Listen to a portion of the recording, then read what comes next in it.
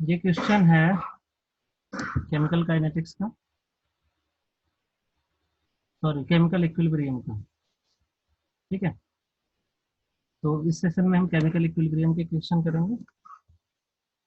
देखो क्वेश्चन है, calculate delta G accompanying the vaporization of 1 mole of a liquid water। तो एक चीज तो इसने फिक्स कर दिया कि जो मोल है वो 1 मोल है liquid water at 100 degree centigrade and 76 star pressure. तो फर्स्ट ऑफ ऑल मैंने इस क्वेश्चन को चूज क्यों किया? ठीक है, will the process is spontaneous, ये भी पूछ रहा है कि आप ये भी बताओ क्या ये प्रोसेस स्पॉन्टेनियस है। ठीक है,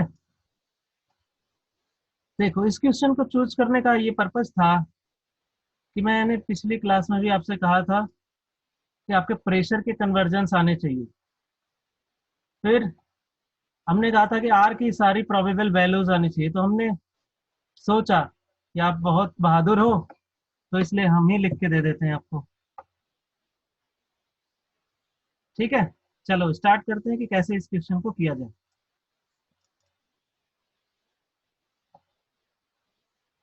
तो बहुत सारी इंफॉर्मेशन इस क्वेश्चन में मिसिंग है। जैसे अगर हम ये कहें तो ये हमें पता है कि जो वाटर का वेपोराइजेशन होता है, जब भी वाटर का केस लेगा और कुछ नहीं दिया है तो उसके रिस्पेक्ट में जितना भी आपको नॉलेज है वो आप यूज कर सकते हैं, क्योंकि water is the highly studied case of any liquid. ठीक है, किसी भी लिक्विड में सबसे ज्यादा अगर वाटर की स्टडी हुई है तो वो है वाटर ही, किसी लिक्विड में। तो आपको पता है कि वाटर वेपराइज होता है 100 डिग्री सेंटीग्रेड पे और करस्पॉन्डिंग प्रेशर 1 atm होता है। तो 1 atm तो आपको पता है, लेकिन अब ये 1 atm 760 टार होता है, ये पता होना बहुत जरूरी था। ठीक है, तो यहाँ पे हमने इसके सारे कन्वर्जन रख दिए। ये अगर आपको कोई भी कन्वर्जन कहीं भी ढूंढने जाने की जरूरत नहीं है, आप ये लिख लेना। ठीक है, 1 atm equal to 760 centimetre of Hg। तो अगर हम किसी कॉलम में देखते हैं कि अगर कहीं एक कॉलम में दूसरे, आपको अपने जो है वो ओसवाल्ड वाला पढ़ा होगा कैसे प्रेशर निकालते हैं। ठीक है, इधर से कहीं से भी प्रेशर आप लगाओ और जो ये हाइट होती है शायद इधर से फिल किया जाता है, इस साइड से। ठीक है, इधर से फिल करते हैं और ये जो प्रेशर होता है ये हाइट के बेसिस पे निकालते हो। प्रेशर इक्वल्स टू फार्मूला होता है एच रो जी। रो क्या है? डेंसिटी ऑफ लिक्विड, जी है ग्रेविटेशनल फोर्स और H is the height of column. ठीक है, तो इस फार्मूले से निकाल सकते हो। अब ये फार्मूला बेसिकली आपको देता है क्या है? ये देता है 1.01325 अगर है इंटू 10⁵ न्यूटन मीटर। अगर इस प्रेशर की वैल्यू इतनी आती है 1.01325 into 10⁵ Newton per metre square, तो ये प्रेशर क्या होता है? 1 एटमॉस्फेरिक प्रेशर के इक्विवेलेंट। क्यों? क्योंकि ये जो यूनिट है ये एसआई यूनिट है एमकेएस सिस्टम की। सबसे पहले देखो, तो जो आप सारे कैलकुलेशन करते हो वो पहले एमकेएस में करोगे, तो एमकेएस में हमने इसे कहा 1 atm है ये। ठीक है, इसी यूनिट को कह दिया जाता है पास्कल। सिंस इसको किसने पहली बार दिया था प्रेशर की यूनिट्स को, प्रेशर पे वर्क किया था पास्कल ने, तो उनके फेवर में उनका नाम दे दिया गया कि ये यूनिट होगी पास्कल। इसको जनरली पीए से भी रिप्रेजेंट किया जाता है, पीए भी लिख दिया जाता है कहीं कहीं। ठीक है, पीए, तो 1 PA equals to 1 PA equals to, नहीं कोई बताएगा, 1 PA equals to 1 newton per metre square. ठीक है, 1.01325 into 10⁵ pascal equals to 1 atm होता है। तो 1 PA 1 न्यूटन मीटर स्क्वायर के इक्विवेलेंट होगा। अब ये दो चीज तो आपने सॉल्व कर ली, ये दो चीज आपको पता चल गई। हमने ये बताया कि अगर ये 760 mm, अगर ये कॉलम हाइट राइज करता है, अगर ये हाइट जो ऊपर आ रही थी एच की वैल्यू जो अभी हमने दिखाया, अगर ये 760 mm है mm में, तो वहां पे अगर हमने लिक्विड मरकरी लिया है तो वो 1 atm के बराबर होता है प्रेशर। ठीक है, दूसरा को कुछ नहीं किया, सेंटीमीटर में कन्वर्ट कर दिया, तो 76 सेंटीमीटर ऑफ एच जी भी है तो भी। अब एक यूनिट आती है कि 760 को टार में कन्वर्ट कर देते हैं, 1 ATM इक्वल्स टू 760 टार, और इस 10 टू द पावर 5 को हटा के 1.013 अगर लिख दिया जाए केवल केवल, तो ये हो गया बार। ठीक है, तो अब देखो जो बार है वो एटीएम से बड़ा है। ठीक है, क्योंकि 1 ATM इक्वल्स टू 1.013 बार हो रहा है, और अब अगर आपको इसको 1 निकालना है तो इसको आप डिवाइड करोगे तो ये थोड़ा कम आएगा। एक और हम कन्वर्जन बता देते हैं आपको, एक कन्वर्जन मैंने यहाँ नहीं लिखा है। एक कन्वर्जन ये है कि टार और बार का रिलेशन, जैसा कि यहाँ पे आपको टार में दे रखा है, तो टार और स्टैंडर्ड प्रेशर किसमें मेजर करते हैं? बार में। बैरोमीटर कहते हैं ना, प्रेशर मेजर करने के लिए इंस्ट्रूमेंट होता है। तो जब बार में मेजर करते हो तो टार में अगर रिलेट करना हो, जैसे इस क्वेश्चन में है, तो आपको ये पता होना चाहिए कि जो है 1 बार इक्वल्स टू ये होता है 750 टार, 750 टार होता है। तो ये भी थोड़ा सा आप ध्यान रखना, ऐड कर लेना, ये मैं भूल गया लिखना, तो ये ऐड कर सकते हो अलग से यहाँ पे। नेक्स्ट आता है आर की कितनी वैल्यूज है, क्योंकि यहाँ भी आर की वैल्यू आनी है, तो इसलिए मैंने आर की वैल्यूज यहाँ लिख दी। आर की वैल्यू कल हमने इसे यूज किया था 0.082 एटीएम लीटर में, अगर जरूरत है तो यूनिट को चेक करना हमेशा। 8.314 जूल पर केल्विन पर मोल। ठीक है, आर की वैल्यू 8.202 मीटर क्यूब एटीएम पर मोल पर केल्विन। आर की वैल्यू 62.36 लीटर टार पर मोल पर केल्विन, और आर की वैल्यू ये बेसिकली होता है 1.98 के आसपास, तो हम इसे अप्रोक्सीमेटली 2 लिख देते हैं कि ये 2 कैलोरी पर मोल पर केल्विन है आर की वैल्यू। ठीक है, और कभी कभी आपको ये भी आ सकता है कि 1 एटीएम लीटर इक्वल टू कितने जूल होते हैं। मोस्ट प्रोबेबली फिजिकल में आता है, जब भी आप वर्क डन करते हो जूल में अगर कन्वर्ट करना हो तो ये 101 जूल के आसपास होता है, 101 जूल। ठीक है, 1 एटीएम लीटर। एक क्वेश्चन यहाँ से और,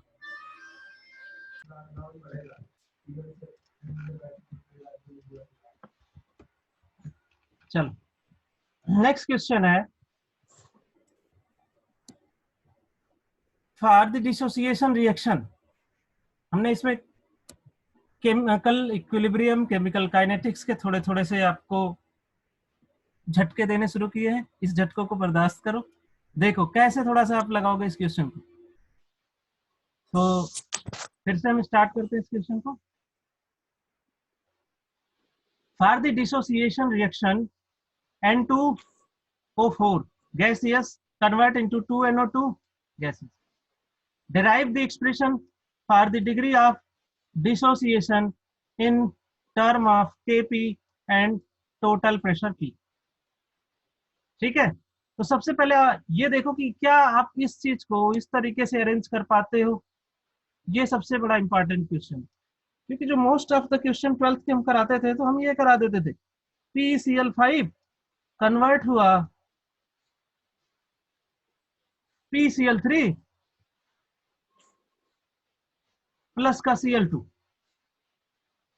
देखो अब ऐसे क्वेश्चन कराते तो इसका ड्रॉबैक क्या होता था कि अगर हम इसे 1 लिए, ये 0 0, तो ये भी अल्फा होता था, ये भी अल्फा होता था, ये यहाँ बच्चे 1 माइनस अल्फा कर देते थे, यहाँ सोचने की जरूरत ही नहीं होती।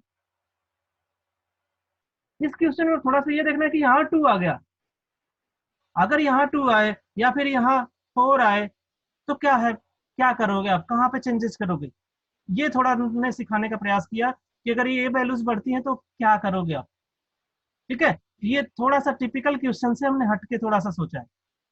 पहला तो ये कॉन्सेप्ट कि आप ये सीख जाओ। चलो देखो, यहाँ पे दे रखा है कि इसके 2 मोल NO2 के बन रहे हैं। क्लियर, NO2 के 2 मोल बने तो एट टी इक्वल्स टू 0, ये जितना भी था 1 मोल अगर आप लेके चलो तो 1 मोल था, ये 0 कुछ नहीं बना। और जैसे ही टी इक्विलिब्रियम पे पहुंचा ये 1 माइनस का अल्फा, सिंस देखो यहाँ पे जितना भी स्टोइकोमेट्रिक कोएफिशिएंट होता है ना उसको हम अल्फा के साथ माइनस कर देते, तो 1 माइनस 1 अल्फा नहीं लिखा हमने, 1 माइनस अल्फा लिखा। यहाँ पे 2 था तो इसे जोड़ दिया, ये 2 अल्फा हो गया, ये 2 टाइम्स अल्फा बनेगा। अल्फा क्या है यहाँ पे, डिग्री ऑफ डिसोसिएशन। ठीक है, कितना परसेंट डिसोसिएट होगा ये। अब देखो, अगर हम ये कहें कि हमें जो प्रेशर निकालना है, केपी निकालना है, तो केपी का जो बेसिक फार्मूला होता है क्या होता है, केपी इक्वल्स टू, अब गैसियस है तो पार्शियल प्रेशर ऑफ NO2 की पावर 2, ये आपको मैंने पढ़ाया है, divided by partial pressure of N2O4 की पावर 1, क्योंकि ये 1 था। तो अब हमें पार्शियल प्रेशर कैलकुलेट करना है, क्लियर। तो अब हमें क्या चाहिए, मोल फ्रैक्शन चाहिए, क्योंकि आपने राउल्ट्स लॉ से पढ़ा है कि partial pressure of ith component equals to xi into PT, यही ना।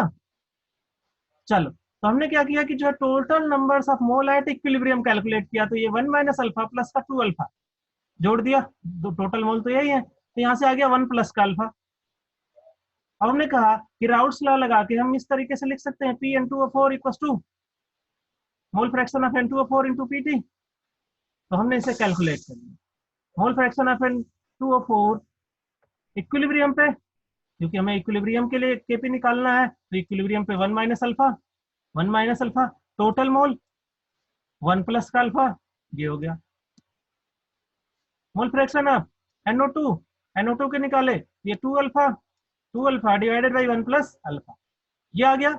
अब राउल्ट्स लॉ लगा के पार्शियल प्रेशर निकालो, partial pressure of N2O4 1 minus alpha 1 plus alpha, हमने कुछ नहीं किया, इसकी वैल्यू रख दी, क्लियर। और टोटल प्रेशर को पी एज्यूम कर लिया, ये एज्यूम करो कि जो टोटल प्रेशर है वो पी है, तो P(NO2) हो गया 2 alpha divided by 1 plus alpha into P, clear.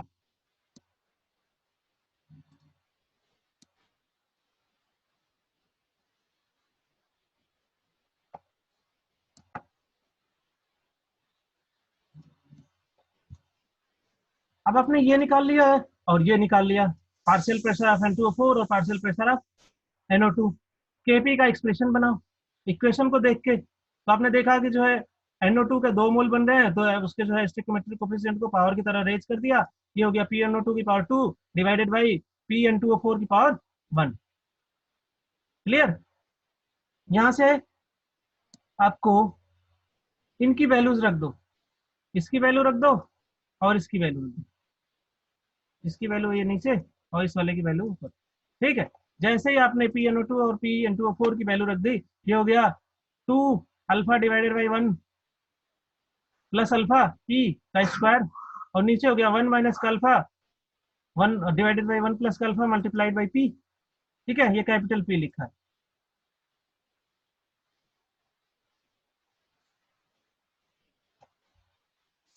Clear.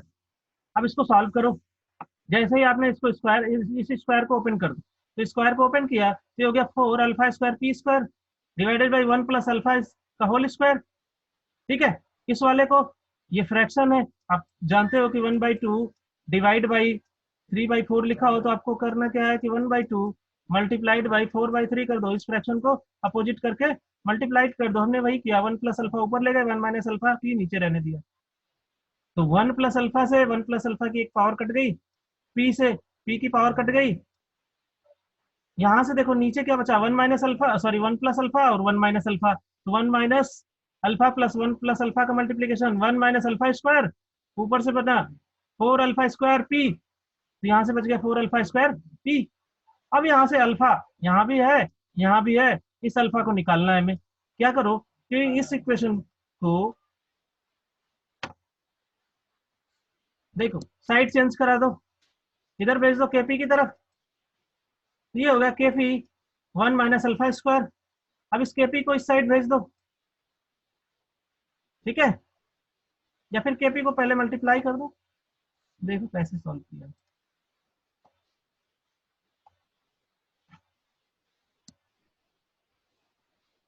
हम्म, इस केपी को इस साइड भेज दिया, तो ये डिवीजन में चला गया केपी, यहाँ से अल्फा स्क्वायर को इसके नीचे ले जाओ, ये हो गया 1 minus alpha square by alpha square equals to 4p by KP, केवल रीअरेंजमेंट किया।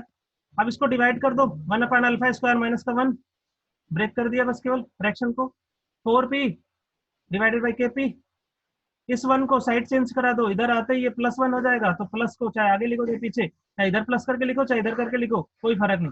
1 + 4p/kp 1/α²। अब पूरे टर्म को क्या करो, इन्वर्ट कर दो, यहां से आगे α², और इस इन्वर्टेड टर्म की पावर -1 लिख दें। इन्वर्ट न करके पूरे की पावर -1 लगा दिया। अब इस अल्फा को इधर ट्रांसफर कर दो, तो ये अल्फा हो गया √, या फिर कह लो कि अल्फा हो जाएगा सबकी पावर 1/2, और ये 1/2 और ये 1। ठीक है, तो ये पूरा होल पावर हो गया 1 + 4p/kp की पावर -1/2। क्लियर?